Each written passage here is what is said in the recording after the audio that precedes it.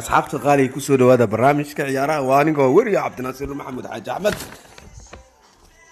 kooxda kubadda cagta ee arsenal ayaa caawa ku guuleysatay koobka FA Cup-ka markeedii 14aad taariikhda kadib markii ay ku garaacday kooxda kubadda cagta Chelsea 2-1.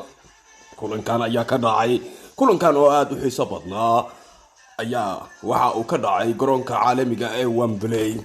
ciyaartan oo aad u xiiso badneed ayaa daawashadeeda adduunka dhan laga daawanayay. Chelsea caawa ku jirtay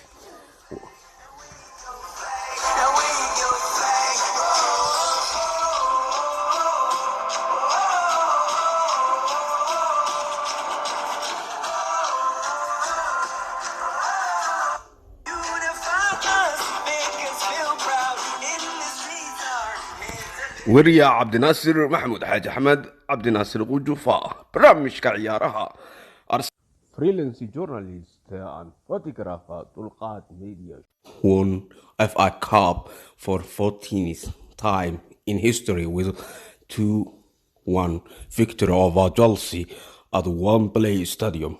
This is reporter Abdinasir Mahmoud Haji Ahmed, freelance journalist dulqaad